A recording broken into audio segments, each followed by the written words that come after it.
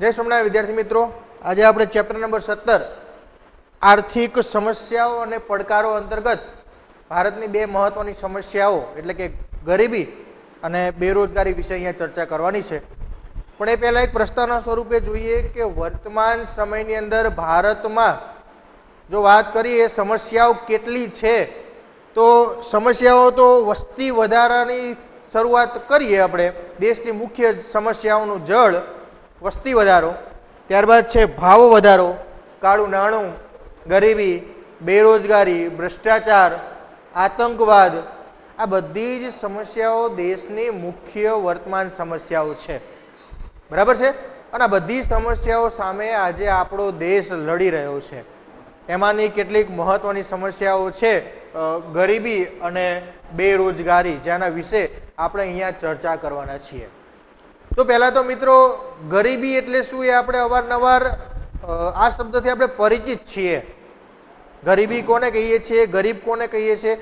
આપણા મગજની અંદર ગરીબ શબ્દનો વ્યાખ્યાનો અર્થ એટલે તરત જ ખબર પડી જાય આપણને કે જેની પાસે સારી એવી મિલકત નથી, પૈસા નથી, નાણાકીય રીતે સુખી સંપન્ન ન હોય, એને પોતાનું જીવન ગુજારવા માટે પુષ્કળ મહેનત તંતુણ મહેનત કરતો હોય, તેમ છતાં એની જરૂરિયાત પૂરી ન થતી હોય, એવો વ્યક્તિ એને આપણે ગરીબ કહીએ છીએ, બરાબર છે। આપણે અહીંયા ગરીબ અને ગરીબી બે શબ્દો, બંને અલગ અલગ શબ્દો છે, બરાબર છે। ગરીબી કોને કહેવાય અને ગરીબ કોને કહેવાય એની સમજ મેળવશું। એ પહેલાં આપણે સમજી લઈએ કે એની વ્યાખ્યા તૈયાર કરતાં પહેલાં, એનો અર્થ તૈયાર કરતાં પહેલાં આપણે જોઈએ કે વર્તમાન સમયની અંદર માનવીને જીવન જીવવા માટે કેટલીક મહત્વની વસ્તુની જરૂરિયાત હોય છે, અને એ વસ્તુ જો એ ન મેળવી શકતો હોય તો એને ગરીબ કહેવાય, બરાબર। તો આપણે પહેલાં તો એ પાંચ વસ્તુ જે છે ને એ ખાસ મગજમાં ઉતારવી પડશે। કઈ એવી જરૂરિયાત છે જે એને ઓછામાં ઓછી મળવી પડે? તેમાં સૌથી પહેલાં આવશે ખોરાક, બરાબર। જીવન જીવવાની જરૂરિયાત એટલે કે ખોરાક। આમ તો હવા અને પાણી પણ જીવન જીવવા માટે જરૂરી છે, પણ એ કુદરત તરફથી આપણને વિના મૂલ્યે લગભગ અત્યાર સુધી મળ્યા છે। આવનારા સમયમાં જોયું જશે, કેમ કે હવે પાણી વેચાવાની શરૂઆત થઈ છે, હવા પણ કદાચ આવનારા સમયમાં વેચાય એવું બને એવું લાગી શકે। તો અત્યારે તો આપણને હવા પાણી કુદરત તરફથી મળે છે, પણ ખોરાક સૌથી પહેલી માનવીની જરૂરિયાત। ત્યારબાદ છે પોશાક, એનો પહેરવેશ, ત્યારબાદ રહેઠાણ, એનું આવાસ, એનું મકાન જે છે તે। વર્તમાન સમયને અનુલક્ષીને સાથેની જ બીજી બે મહત્વની જરૂરિયાત એટલે શિક્ષણ અને આરોગ્ય। જે વ્યક્તિને આ પાંચ જરૂરિયાતો જીવન જીવવા માટે ન મળી શકતી હોય એને આપણે ગરીબ કહી શકીએ, બરાબર। એવા વ્યક્તિને ગરીબ કહેવાય, અને એવી જે પરિસ્થિતિ છે એ પરિસ્થિતિને કહેવાય ગરીબી। તો પહેલાં આપણે અહીંયા ગરીબી કોને કહેવાય એનો અર્થ, એની વ્યાખ્યા જોઈશું, અને ત્યારબાદ એ ગરીબના લક્ષણો શું છે એની ચર્ચા કરીશું। તો પહેલાં જોઈએ આપણે ગરીબી કોને કહેવાય।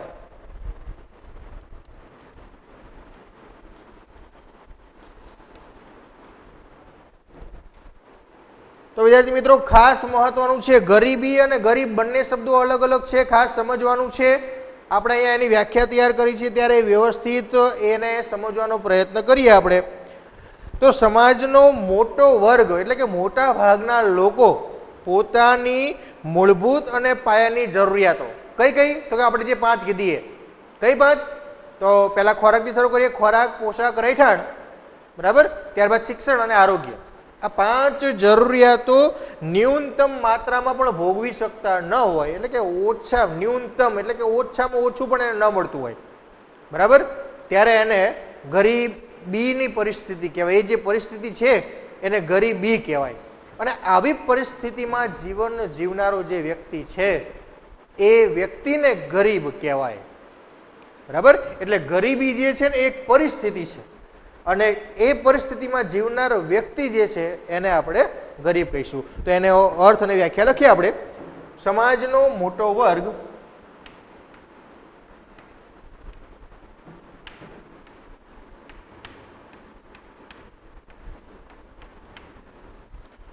વર્ગ એટલા માટે કે આપણા દેશની અંદર આ ગરીબીની પરિસ્થિતિનું પ્રમાણ બહુ વિશેષ છે, બરાબર। એટલે અહીંયા શબ્દ વાપર્યો છે મોટો વર્ગ એટલે કે મોટા ભાગના લોકો, બરાબર। મોટો વર્ગ તેના જીવનની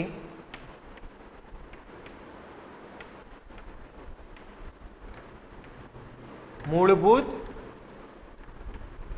અને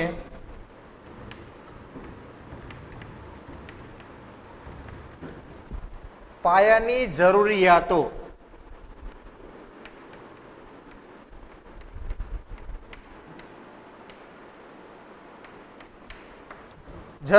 કઈ જરૂરિયાતો? તો જે આપણે 5 જરૂરિયાતોની વાત કરીએ, જેમાં પહેલું ખોરાક, પોશાક, રહેઠાણ, આધુનિક સમયની જરૂરિયાત એટલે શિક્ષણ, અને સ્વાસ્થ્ય એટલે કે આરોગ્ય. બરાબર, આ 5 જરૂરિયાતો જીવન જીવવા માટે ખૂબ જ અગત્યની જરૂરિયાતો છે. તો આજે આ 5 જરૂરિયાતો છે એ ન્યૂનતમ શબ્દ જો વાપરો છે, ન્યૂનતમ એટલે કે ઓછામાં ઓછું, વધારે નથી જોતું. અહીંયા આપણે ખોરાકની વાત કરી હતી, એને 5 સ્ટાર હોટલમાં રોજ ખાવા જવું છે એવું નથી. એને 2 ટંકનું વ્યવસ્થિત ભોજન મળતું હોય, પોશાક શરીર ઢાંકી શકે એવા વ્યવસ્થિત સારા કપડાં મળતા હોય. એને કે હાઈફાઈ મોંઘા કપડાં, સૂટ કે શેરવાની પહેરવાના શોખ નથી હોતા. બરાબર છે. રહેઠાણ, એને વૈભવી મોટું ઇમારત નથી, બંગલા નથી જોતા. એને સામાન્ય એવું પાકું એવું મકાન હોય તો પણ ચાલશે, એવી જરૂરિયાત એને હોય. સામાન્ય એવું શિક્ષણ, પ્રાથમિક શિક્ષણ એને મળી રહેતું હોય, અને આરોગ્ય એનું, સ્વાસ્થ્ય એનું સારું હોય, એને કોઈ રોગ ન હોય. આ 5 જરૂરિયાતો ન્યૂનતમ એટલે કે ઓછામાં ઓછી ન્યૂનતમ માત્રામાં જો એ ભોગવી ન શકતો હોય, ન્યૂનતમ માત્રામાં ભોગવી ન શકતો હોય તેવી પરિસ્થિતિને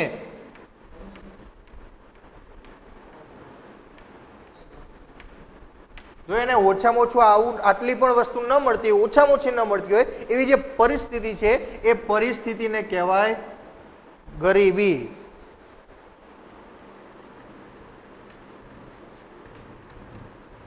આ જે પરિસ્થિતિ છે એ પરિસ્થિતિને ગરીબી કહે છે.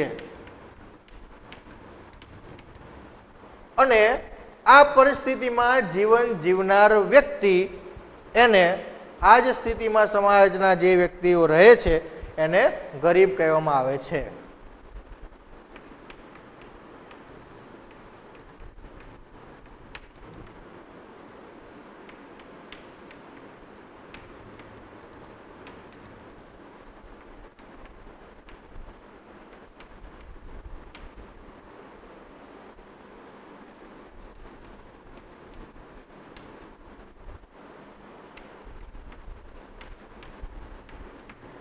તો મિત્રો, ગરીબી અને ગરીબ બંને શબ્દો અલગ અલગ છે, જે આપણે અહીંયા સમજી શકીએ છીએ. બરાબર, કોને ગરીબી કહેવાય અને કોને ગરીબ કહેવાય. ગરીબી જે છે એ એક પરિસ્થિતિ છે, અને એ પરિસ્થિતિમાં જે લોકો પોતાનું જીવન વ્યતીત કરે છે, કે જેને આ 5 ન્યૂનતમ જરૂરિયાત, મહત્વની જરૂરિયાતો છે, એ પણ ન્યૂનતમ ઓછામાં ઓછી મેળવવા માટે પણ ખૂબ સંઘર્ષ કરવો પડે છે, તેમ છતાંય પૂરી નથી કરી શકતા. જો અહીંયા કીધું છે ભોગવી ન શકતો હોય, બરાબર, એવા વ્યક્તિને આપણે ગરીબ કહીએ છીએ. તો ગરીબી અને ગરીબનો અર્થ વ્યવસ્થિત સમજી ગયા હોય તો હવે એથી આપણે આગળ જોઈએ કે ગરીબ કોને કહેવાય, એના લક્ષણો કયા કયા છે. તો એના માટે સરકારે, એમને ઓળખવા માટે સરકારે એક આંકડાકીય માહિતીના આધારે એમને સરળતાથી સમાજમાં ઓળખી શકાય એવા લોકોને, એટલા માટે સરકારે BPL યાદી જાહેર કરી છે. તો શું છે આ BPL યાદી? તો આપણે એને પહેલા સમજીએ. BPL એટલે કે બિલો પોવર્ટી લાઇન, એટલે કે ગરીબી રેખા હેઠળના લોકો. બરાબર, BPL એટલે ગરીબી રેખા હેઠળ.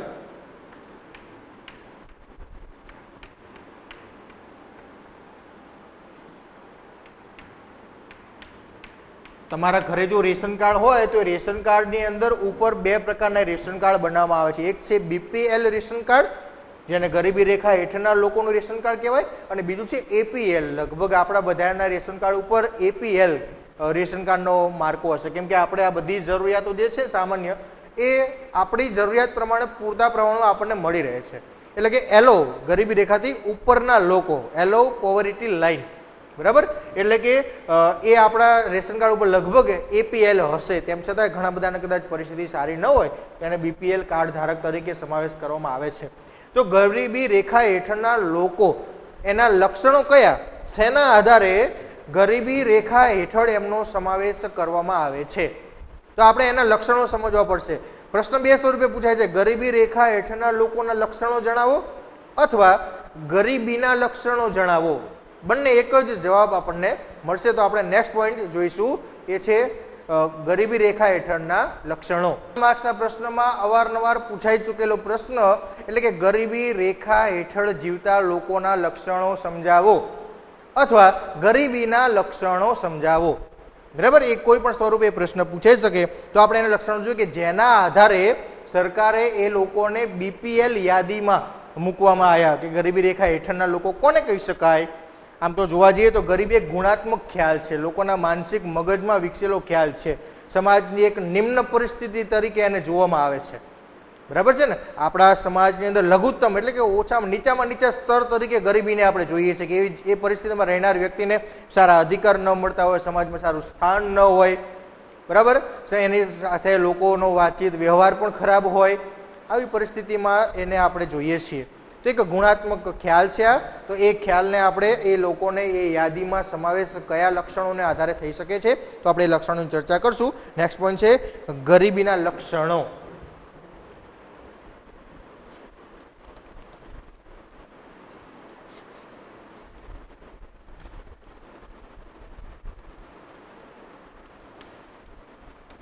તો આપણે સામાન્ય રીતે જોઈએ છીએ કે આપણે જે 5 જરૂરિયાતોની જે ચર્ચા કરી કે એને 5 જરૂરિયાતો વ્યવસ્થિત ઓછામાં ઓછી મળી રહેવી પડે, એ ન મળે તો ગરીબ કહેવાય. એ 5 જ એના મહત્વના લક્ષણ છે. કયા કયા 5? તો ફરીથી એકવાર હું વારંવાર એટલા માટે રિવિઝન કરાવું છું કે આ 5 શબ્દોને આપણે છેક સુધી ઉપયોગમાં લેવાના છે. બરાબર, તો એ 5 જરૂરિયાતોના આધાર ઉપર આપણે ગરીબી અને ગરીબી રેખા હેઠળના લોકોનો અભ્યાસ કરવાનો છે. કયા 5 શબ્દો હતા? તો સૌથી પહેલા તો એનો ખોરાક, બીજા નંબરે પોશાક, એનું રહેઠાણ, એનું શિક્ષણ અને આરોગ્ય.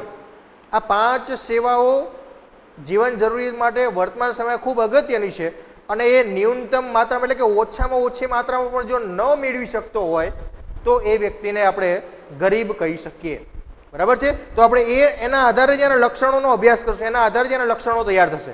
બરાબર, તો પહેલું જ વાત થઈ હતી ખોરાકની, તો પહેલું લક્ષણ એ ખોરાક કે જે વ્યક્તિને 2 ટંકનું પૂરતું ભોજન મળતું ન હોય એને ગરીબ કહેવાય. પહેલું લક્ષણ. હા, બરાબર, તો લખતા આપણે સાથે આપણે એને નોટ ડાઉન કરતા જઈએ કે જે વ્યક્તિને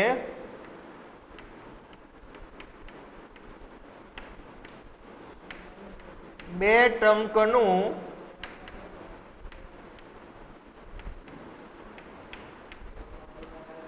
પૂરતું ભોજન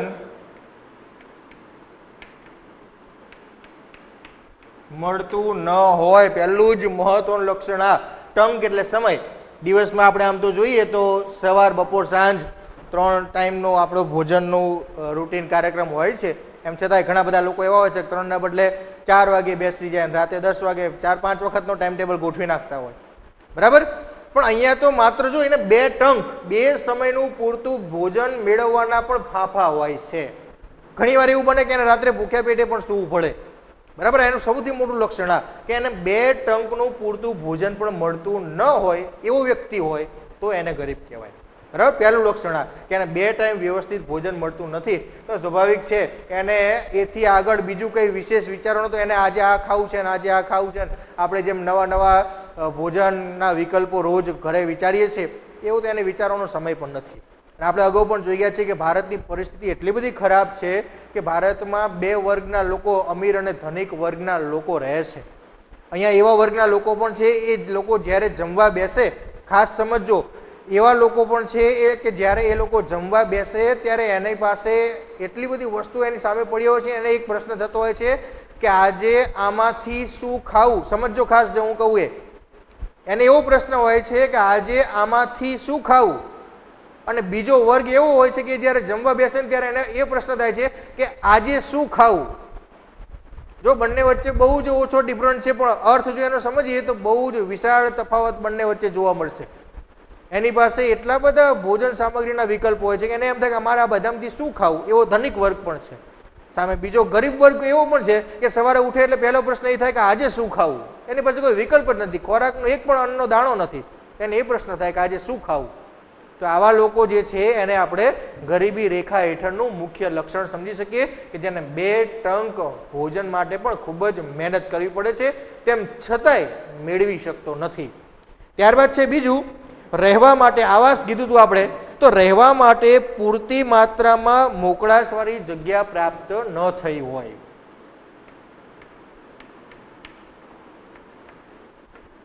રહેવા માટે પૂરતી માત્રામાં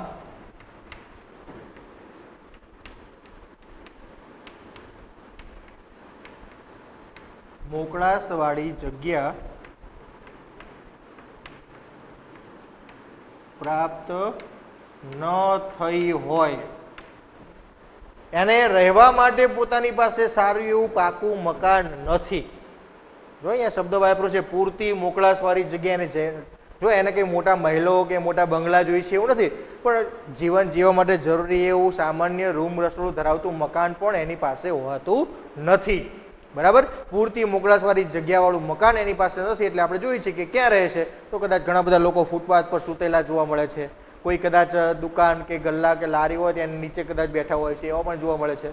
અને કદાચ કોઈ એવા નાના એવા ઝૂંપડા બાંધી, પ્લાસ્ટિક કે તાળપત્રીના ઝૂંપડા બાંધી અને રહેતા હોય એવા દ્રશ્યો પણ આપણે અવારનવાર આપણી આજુબાજુના વિસ્તારોમાં જોયા છે.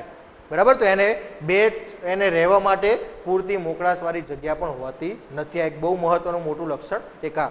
અને આવા લોકો માટે જ સરકારે કદાચ પ્રધાનમંત્રી આવાસ યોજના અંતર્ગત વખતો વખત એમણે સહાય પૂરી પાડવાનો પ્રયત્ન પણ કરેલો છે. ત્યારબાદ નેક્સ્ટ લક્ષણ જોઈએ, એ છે હવે અહીંયા મોકળાશવાળી જગ્યા મળતી નથી તો એ રહેવા માટે કંઈક તો જોઈ છે ને. તો ના છૂટકે તેઓ ગંદા વસવાટો કે સ્લમ વિસ્તારોમાં રહે છે.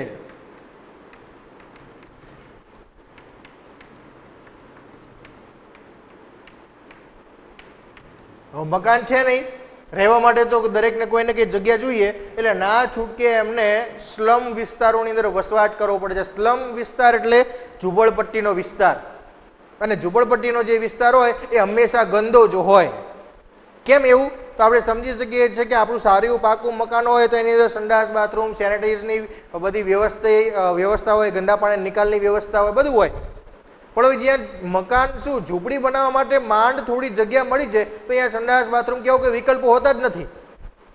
બરાબર, એટલે એ લોકો એ પોતાના દૈનિક ક્રિયાઓ દ્વારા જ પોતાના આજુબાજુના વિસ્તારને ખરાબ કરતા હોય છે. અને એમાંથી નીકળતું ગંદુ પાણી, એમાં વપરાશનું ગંદુ પાણી બધું એ ઝૂંપડપટ્ટી આજુબાજુના વિસ્તારમાં જ જતું હોય છે.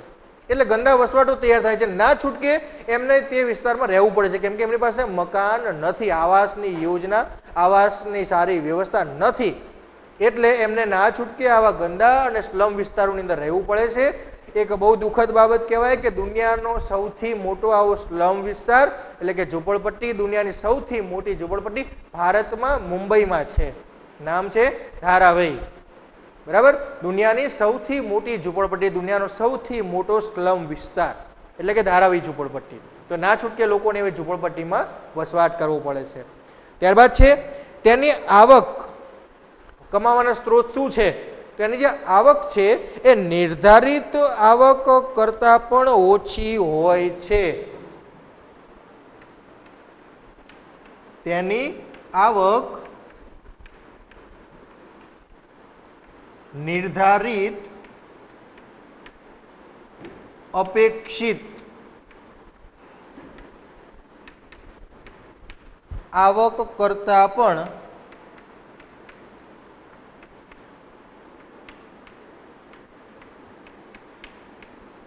ઓછી હોય છે. બહુ જ મહત્વનો પોઈન્ટ આ.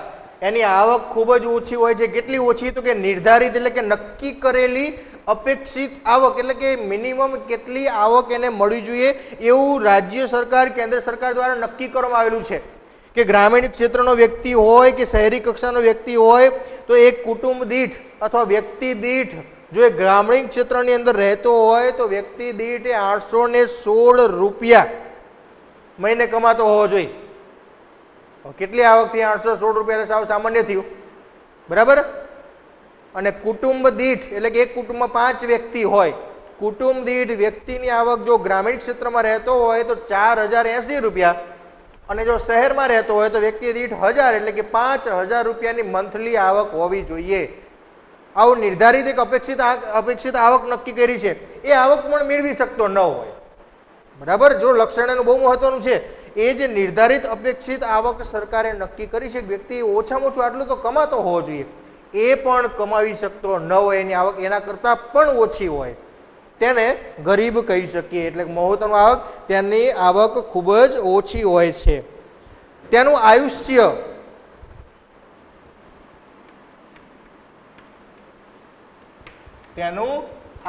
એટલે કે ઉંમર રાષ્ટ્રીય સરેરાશ આયુષ્ય દર કરતા પણ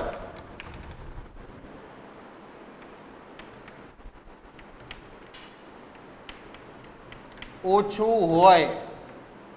જો આપણો રાષ્ટ્રીય સરેરાશ આયુષ્ય દર એટલે કે ભારત દેશની અંદર સરેરાશ વ્યક્તિ કેટલા વર્ષ સુધી જીવે છે, તો આપણો રાષ્ટ્રીય સરેરાશ વર્ષ જે છે એ 68 થી 69 વર્ષ આવે છે, બરાબર. કે ભારતના વ્યક્તિઓ 68 થી 69 વર્ષ જીવે છે. વર્ષ 2011ના આંકડા પ્રમાણે આપણે જોઈએ કે આપણે ત્યાં સુધીની માહિતી આપણે ઉપલબ્ધ છે. તો એટલો આયુષ્ય દર જે છે, આ જ લોકો જે હોય છે ગરીબી રેખા હેઠળના લોકો, એ એટલું આયુષ્ય પણ ભોગવતા નથી હોતા, એટલે કે એમની 68 વર્ષની ઉંમર થાય પહેલા મૃત્યુ પામે છે. એટલે કે રાષ્ટ્રીય અપેક્ષિત આપણું સરેરાશ આયુષ્ય દર છે એના કરતાં પણ ઓછું આયુષ્ય એ જીવન ગુજારે છે. એ 30, 40, 35, 50 વર્ષની ઉંમરે એમનું અવસાન થઈ જાય છે, બરાબર. એટલે કે એમનું આયુષ્ય ખૂબ ઓછું હોય છે, લાંબુ જીવી શકતા નથી. સ્વાભાવિક છે, ના જીવી શકે. જેને 2 ટાઈમ ભોજનનો પણ તકલીફ રહેતી હોય, સારી આવાસની વ્યવસ્થા ન હોય, આરોગ્યની સુવિધા ના હોય, તો લાંબુ જીવન જીવી શકે નહીં. આપણે સમજી શકીએ એનું આયુષ્ય ખૂબ ઓછું હોય છે. ઓછું એટલે કેટલું? તો કે રાષ્ટ્રીય સરેરાશ આયુષ્ય કરતાં પણ ઓછું હોય છે. જેઓ મોટે ભાગે નિરક્ષર હોય છે, જેઓ મોટે ભાગે નિરક્ષર હોય છે. નિરક્ષર એટલે કે અભણ. જ્યાં આપણે વાત કરી કે ભાઈ ખાવાના 2 ટાઈમને ફાંફા પડતા હોય, ત્યાં શિક્ષણ તો કોઈ વિકલ્પ છે જ નહીં, વિચારવાનું આવે જ નહીં. એટલે મોટે ભાગે ત્યાં શિક્ષણની કંઈ વ્યવસ્થા હોતી નથી, એટલે એ લોકો અભણ, સાવ નિરક્ષર જોવા મળે છે. ત્યારબાદ છે જેઓ સતત પોષણક્ષમ આહારના અભાવે નાના મોટા રોગથી પીડાતા હોય છે. જેઓ પોષણક્ષમ આહારના અભાવે સતત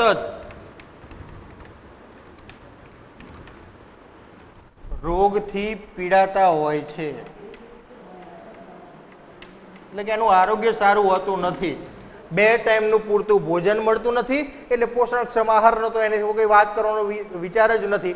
એટલે પોષણક્ષમ આહાર નથી મળતો, એટલે સ્વાભાવિક છે સતત એ લોકો કોઈને કોઈ રોગથી પીડાતા, નાની મોટી બીમારી એમનામાં હંમેશા જોવા મળે છે. એ લોકો સતત કોઈને કોઈ રોગની અંદર, બીજું ખોરાકની વ્યવસ્થા પૂરી પાડી શકતા નથી, તો એના આરોગ્ય માટે એની પાસે પૈસા નથી દવા દારૂ કરવા માટેના, એટલે સતત એ હંમેશા કોઈને કોઈ બીમારીથી પીડાતા હોય છે. એટલે એ સતત કોઈને કોઈ રોગની અંદર જોવા મળે છે. ત્યારબાદ છે જેમના બાળકોને ભણવાની ઉંમરે મજૂરી કે કામ ધંધે જવું પડે છે.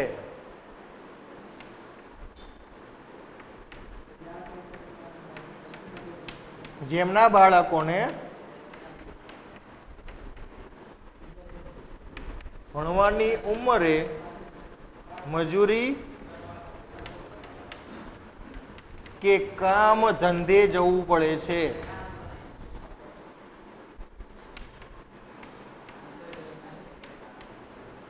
બહુ જ મોટો મહત્વનો વિકલ્પ આ છે, આ પોઈન્ટ છે. કેમ કે જે બાળકો જે છે, નાના બાળકોને ભણવાની, પ્રાથમિક શિક્ષણ મેળવવાની ઉંમર હોય છે, તેમ છતાંય એને પોતાના કુટુંબની આવક વધારવા માટે ના છૂટકે ક્યાંક ને ક્યાંક મજૂરી કરવા જવું પડે છે, નાના મોટા કંપની મિલોની અંદર કામ ધંધે જવું પડે છે.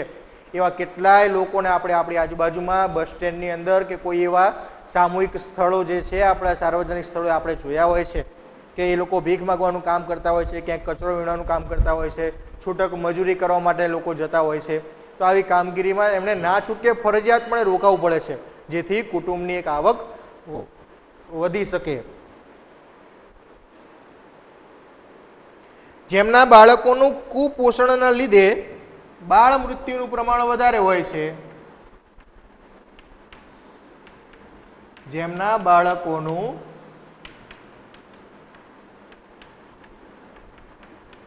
કુપોષણના લીધે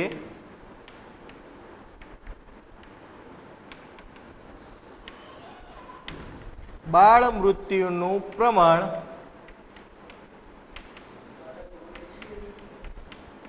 વધારે હોય છે, ઊંચું હોય છે.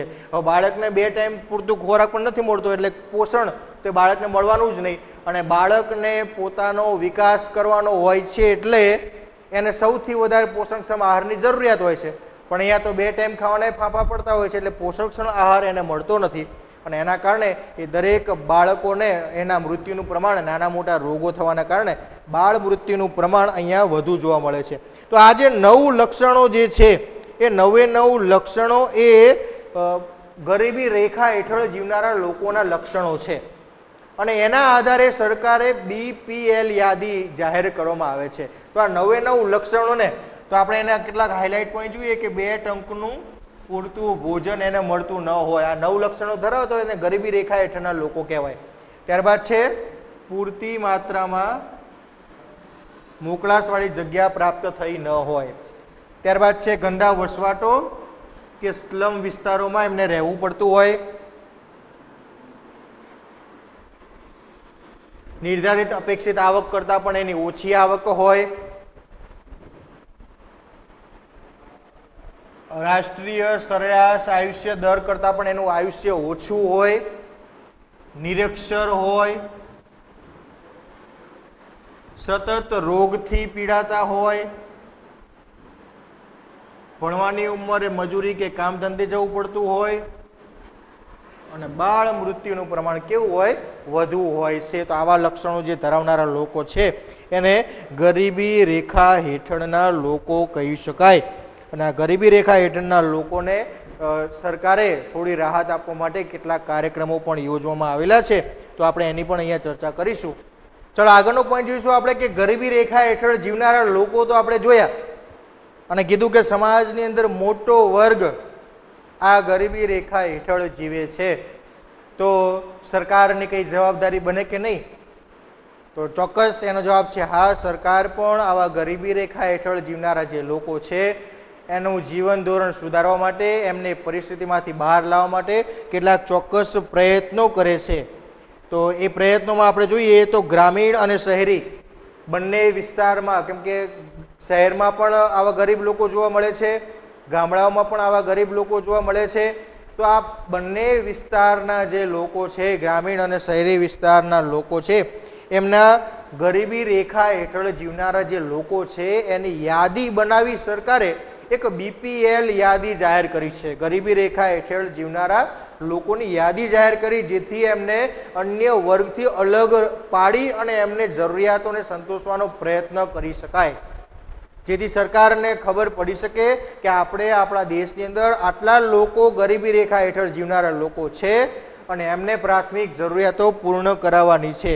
તેમના માટે એમને નામ આપવામાં આવ્યું છે અંત્યોદય કુટુંબ.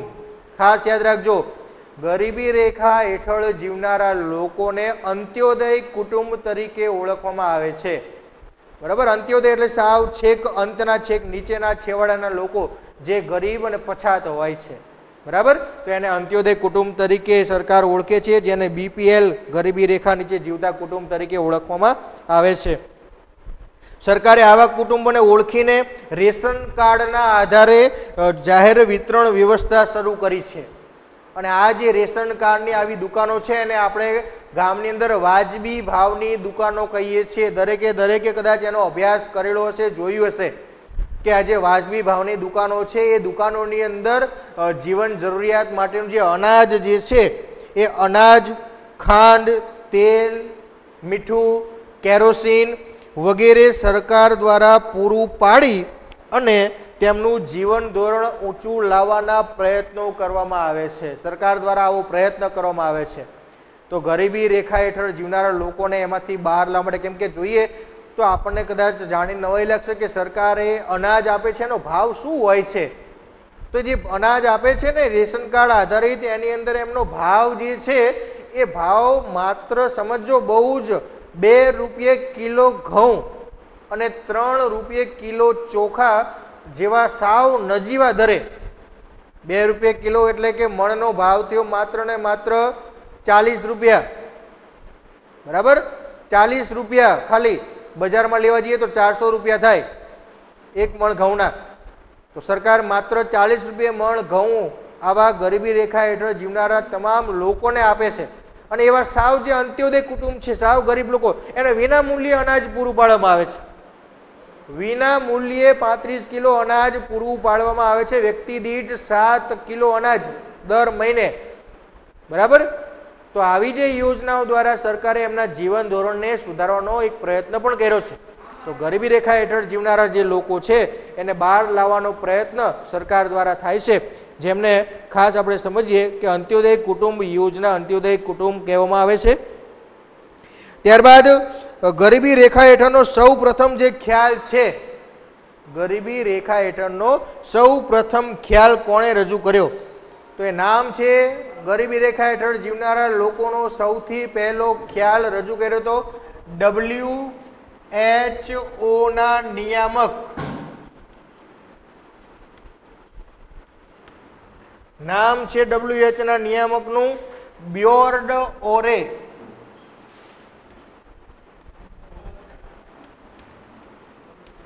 આ નામ ખાસ યાદ રાખવાનું છે. WHO વર્લ્ડ હેલ્થ ઓર્ગેનાઇઝેશન, વિશ્વ આરોગ્ય સંસ્થાના નિયામક બ્યોર્ડ ઓરેએ સૌથી પહેલા વિશ્વની અંદર ગરીબી રેખાનો ખ્યાલ રજૂ કર્યો હતો કે એવી લાઈન હોવી જોઈએ, એવી રેખા, એવું પ્રમાણ નક્કી હોવું પડે કે એથી નીચેના લોકોને આપણે ગરીબ તરીકે ઓળખી શકીએ અને એથી ઉપરના લોકોને આપણે સામાન્ય વ્યક્તિઓ તરીકે ઓળખી શકીએ. તો એવી એક ગરીબી રેખા હોવી જોઈએ. એ રેખાનો ખ્યાલ કોણે રજૂ કર્યો હતો? બ્યોર્ડ ઓરે. સૌથી પહેલા ગરીબી રેખાનો ખ્યાલ બ્યોર્ડ ઓરે રજૂ કર્યો હતો. ગરીબી રેખાનો સૌ પ્રથમ ખ્યાલ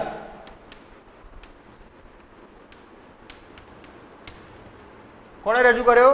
તો કે WHO ના નિયામક બ્યોર્ડ ઓરે સૌથી પહેલા એવું કર્યું કે વિશ્વમાં દરેક દેશમાં સમસ્યા છે, તો એવા લોકોને ઓળખવા માટે એક રેખા નક્કી હોવી જોઈએ કે આનાથી નીચેના લોકો જે છે એને આપણે ગરીબ કહી શકીએ. અને ગરીબી રેખાની ગણતરીની અંદર અત્યાર સુધી જે 5 વસ્તુઓ જ આવતી હતી, આપણે કીધી એમ, જેમાં ખોરાક, પોશાક, રહેઠાણ, શિક્ષણ, આરોગ્ય હતું, એની અંદર બ્યોર્ડ ઓરે તો આધુનિક સમય પ્રમાણે એની અંદર થોડો ઉમેરો કરી એનું શિક્ષણ, આરોગ્ય સાથે સાથે એને પરિવહનની સુવિધા મળવી જોઈએ, એને સંદેશા વ્યવહારના યોગ્ય મનોરંજન માટેના માધ્યમો મળી રહેવા જોઈએ, બરાબર. વર્તમાન સમયની જે જરૂરિયાતો છે એને પણ ધ્યાનમાં લઈ એની પાસે વીજળીની સુવિધા હોવી જોઈએ, સેનિટાઇઝરની સુવિધા હોવી જોઈએ. એ સિવાય એને જે ખર્ચ થઈ રહ્યો છે એ ખર્ચને પહોંચી વળવા જેટલી મિનિમમ આવક એની હોવી જોઈએ. એવા ખ્યાલને પણ ગરીબી રેખા અંતર્ગત આવરી લેવામાં આવ્યું. એટલે કે અત્યાર સુધી જે માત્ર 5 વસ્તુઓ આધારિત હતું એને થોડું વિસ્તૃત કરી વર્તમાન સમયની આધુનિક જરૂરિયાતોને પણ એને મિનિમમ, ઓછામાં ઓછા સ્તરે એને મળવું જોઈએ એવો ખ્યાલ બ્યોર્ડ ઓરે રજૂ કર્યો.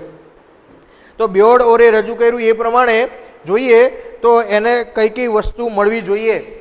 તો ગરીબી રેખાનો સૌ પ્રથમ ખ્યાલ રજૂ કર્યો અને એમના મુજબ ગરીબી રેખા હેઠળ જીવતા લોકોને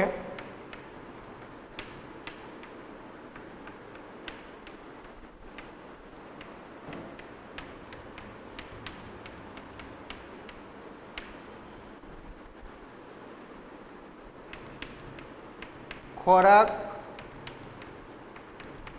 પોશાક, રહેઠાણ, શિક્ષણ અને આરોગ્યની સાથે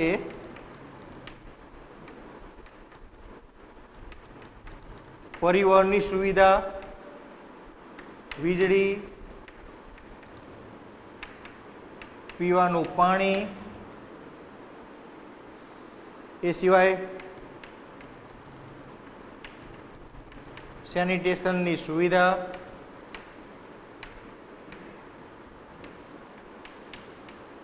વગેરે પણ ન્યૂનતમ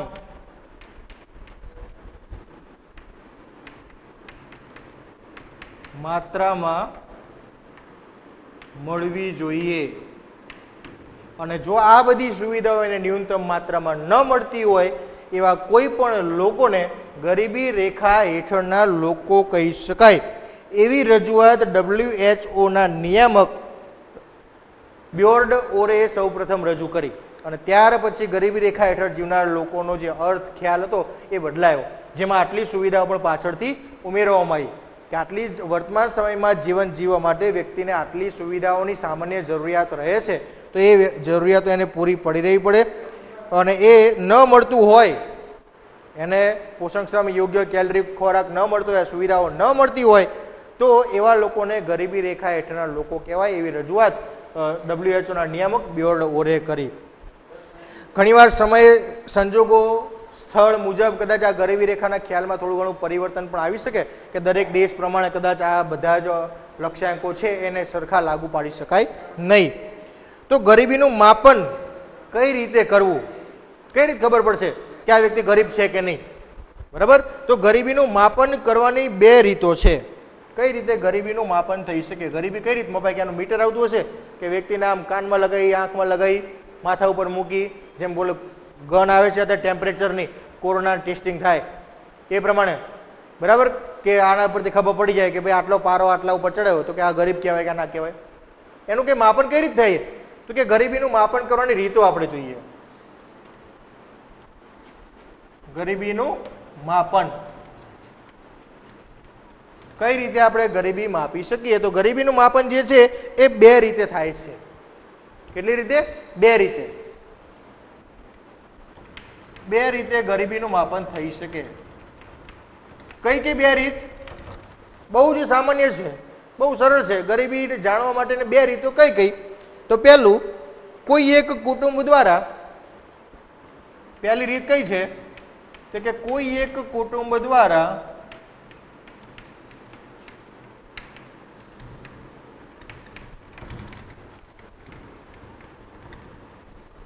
વિભિન્ન વસ્તુઓ, જીવન જીવવા માટેની જે કંઈ વસ્તુઓ છે, આ ખોરાક, પોશાક, રહેઠાણ, પરિવહન, સંદેશા વ્યવહારના માધ્યમો, મનોરંજન, દરેક વિભિન્ન વસ્તુઓ કે સેવાઓ પાછળ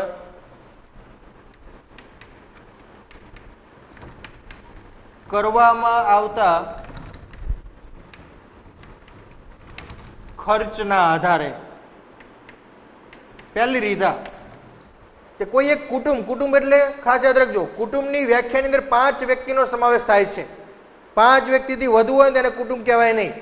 એટલે રેશન કાર્ડની અંદર તમે જુઓ કે 5 થી વધુ વ્યક્તિ હોય તો બીજું રેશન કાર્ડ અલગ કરવું હોય તો મંજૂરી મળી શકે, છૂટ મળી શકે, તમે એમાંથી અલગ કરાવી શકો. અને મા કાર્ડ જેવી યોજનાઓ પણ જો કુટુંબ તરીકે 5 જ વ્યક્તિનો સમાવેશ થાય એની અંદર પણ.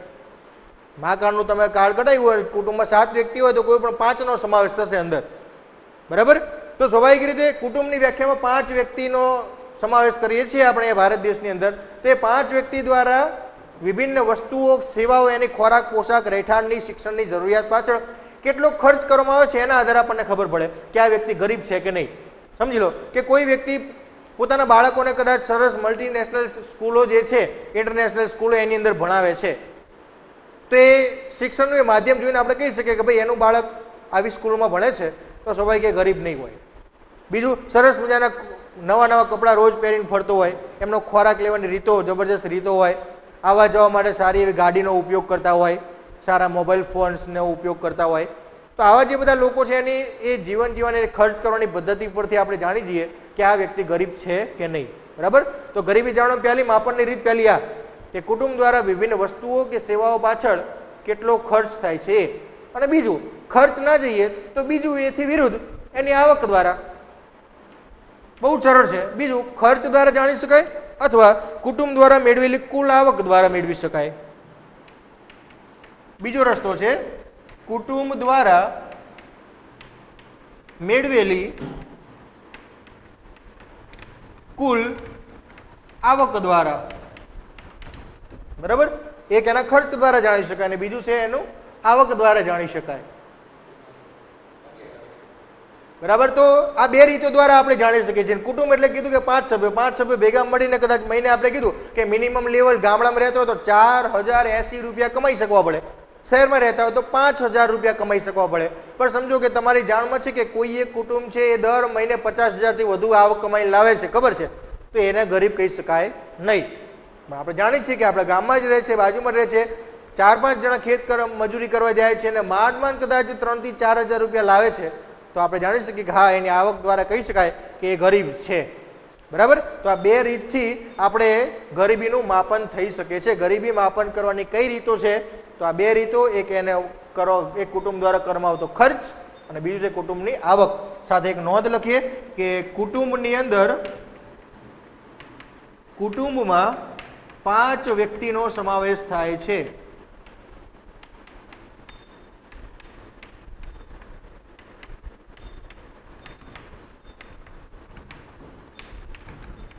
બરાબર. કુટુંબ એટલે 5 વ્યક્તિ, પછી 7 વ્યક્તિઓ પણ રહેતા હોય તો 5 વ્યક્તિની આવકનો જ આંકડાકીય માહિતીનો અભ્યાસ કરવામાં આવે છે, એનો ખર્ચનો અભ્યાસ કરવામાં આવે છે. તો આ પ્રમાણે આપણે ગરીબીનું માપન પણ કરી શકીએ છીએ. આટલે રાખશું મિત્રો આપણે.